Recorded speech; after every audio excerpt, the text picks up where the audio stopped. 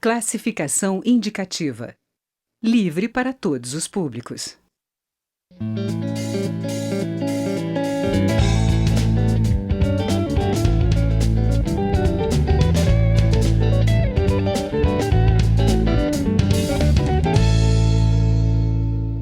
Olá! A Câmara vai conhecer os resultados de um projeto de cooperação internacional para estudar as condições de mobilidade urbana. A primeira Conferência de Mobilidade Urbana Saudável vai mostrar as experiências exitosas em 3 cidades brasileiras e também no Reino Unido. O deputado Gustavo Frutti, do PDT do Paraná, que propôs o evento, é o entrevistado desta edição do Palavra Aberta. E o programa tem uma produção da TV e da Rádio Câmara. Bem-vindo, deputado. Muito obrigado, é uma alegria estar aqui com vocês. Bom, o senhor que foi prefeito de uma cidade que é referência em termos de mobilidade urbana, queria que o senhor comentasse, adiantasse para a gente o que tem de novidade nessa área. Bom, primeiro, esta conferência ela está sendo realizada em conjunto pela Comissão de Desenvolvimento Urbano da Câmara dos Deputados com o Departamento de Arquitetura e o Departamento de Psicologia da Universidade de Brasília, que vem trabalhando em conjunto dentro dessa ideia de mobilidade saudável. Num convênio feito pela UNB com a Universidade de Oxford, se realizou uma pesquisa, que os dados serão apresentados agora na conferência, eu também estou curioso para saber o resultado, estudando os casos de Brasília, Florianópolis e Porto Alegre. Quando a gente fala em mobilidade, a primeira coisa que vem é o transporte público e o tempo de deslocamento, o preço da tarifa, como paga a tarifa.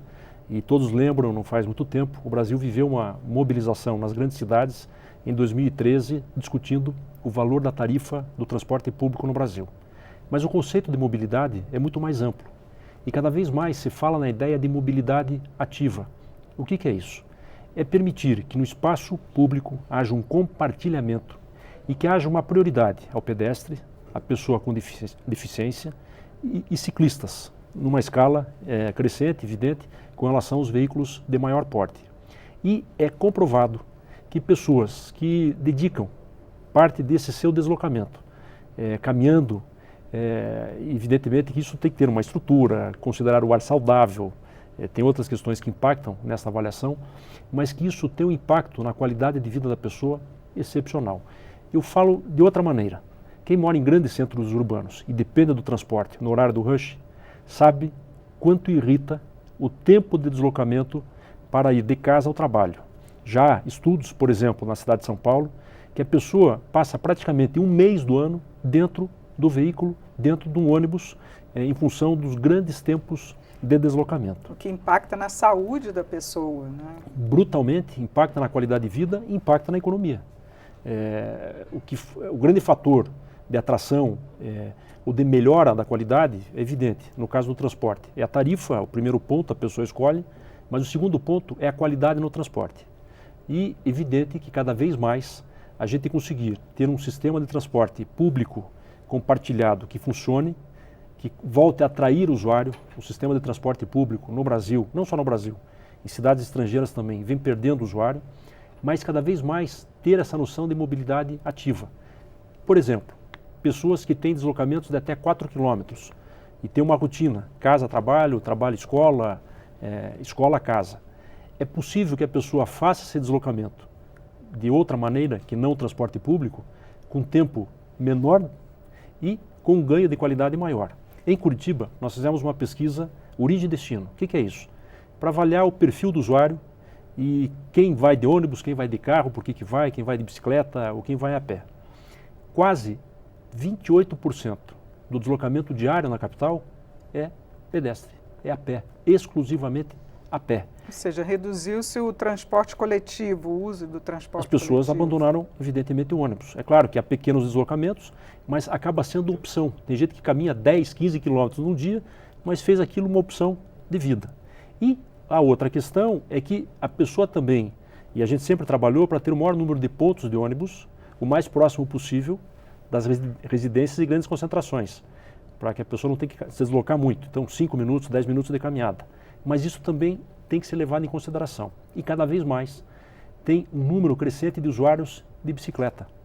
E há uma disputa de espaço. Isso não é bom. Então nós temos que segregar para garantir segurança e garantir também faixas exclusivas, cada vez mais para os ônibus, mas se possível para o pedestre com calçadas minimamente decentes e para o ciclista. E agora também estão surgindo essas outras opções, além da bicicleta, o patinete, que já está causando alguns desconfortos às pessoas, né, pequenos acidentes, em São Paulo principalmente.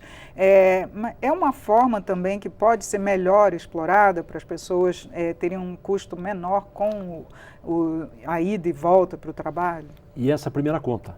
A dinâmica urbana, ela vai muito além do que qualquer capacidade de planejamento. E as pessoas vão se adequando de acordo com as suas necessidades e as opções existentes. O que vem acontecendo nos últimos anos é uma perda de usuários do transporte público. Isso gera um desequilíbrio na conta, ou seja, o transporte está cada vez mais caro, reflete uma tarifa cada vez mais cara, tanto que nos últimos 10 anos a tarifa de transporte aumentou bem acima de qualquer indicador inflacionário. E isto gera um impacto com o aumento de veículos individuais, principalmente em espaços urbanos. Exemplo, Curitiba, onde eu tenho os dados. No Anel Central, em 140 quarteirões, circulam diariamente quase 500 mil veículos. A cidade não foi estruturada para receber esse impacto, mas as pessoas vão de carro porque o custo-benefício é incomparável. E vão surgindo... um estímulo para o ônibus ou para os transportes coletivos, como o metrô, por exemplo. Exatamente. E tem que ter, investimento do governo federal, no mundo é assim. Há subsídios, as cidades sozinhas não suportam um sistema desse, mas vão surgindo outros modais, que é o caso do patinete, é o caso da bicicleta e é o caso dos aplicativos que gradativamente vão ocupando espaço maior nos centros urbanos. Eu queria que o senhor falasse também da sua proposta de utilizar o Vale Transporte para financiar o sistema de transporte como um todo. O nó hoje é o financiamento do sistema. Só aumentar a tarifa não adianta. Se aumentar muito a tarifa, o usuário vai buscar outra opção. Ou vai comprar uma moto, ou vai para um aplicativo. Então, a ideia é achar um sistema sem criar novo imposto. Há uma discussão de criar uma CID municipal, um tributo municipal, mas o objetivo é dar uma nova reconfiguração no Vale Transporte. Por quê? Mais da metade, em média, do usuário recebe o VT do seu empregador. E o empregador pode descontar do imposto de renda. Então, qual que é a ideia do projeto? Para aquelas empresas com pelo menos 9 funcionários, dentro da ideia do micro, em cidades com mais de 100 mil habitantes, 3% do valor da folha vai para o Vale Transporte.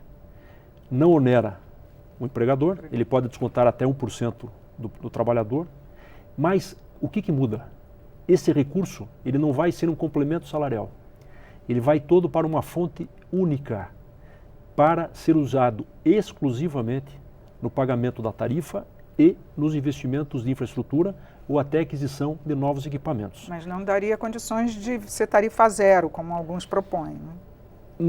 Em algumas cidades nós fizemos uma conta, a conta é mais ou menos simples. Quantos usuários por dia, um salário médio de R$2.000 e descontar 3% ao mês e jogar no sistema. Em muitos casos ele paga o sistema, mas não é recomendável que seja tarifa zero para todos. Hoje, boa parte do usuário é o Vale Transporte, mas tem usuários que são isentos ou recebem um subsídio. E em torno de 30% a 35% do usuário paga integralmente a tarifa todo dia quando faz o deslocamento. Então a ideia é tratar desiguais de forma desigual, mas dar uma estrutura que garanta não só a manutenção do sistema, mas que impeça um aumento expressivo e que permita investimentos, principalmente em novos modais. Nós temos que ter canaletas exclusivas de ônibus, pensar num VLT ou num VLP e nos grandes centros urbanos. Transporte de alta capacidade. Não tem transporte de alta capacidade que não seja o metrô, que possa transportar mais de 25, 30 mil usuários hora no horário do pico. Toda avaliação tem que ser no horário do rush. Deputado, muito obrigada por seus esclarecimentos aqui no programa. Eu que agradeço o convite. Eu conversei sobre a mobilidade urbana com o deputado Gustavo Frutti, do PDT do Paraná. Você pode assistir esta e outras edições no site câmara.leg.br/palavra aberta. Eu sou Regina Assunção, agradeço a sua audiência. Até a próxima.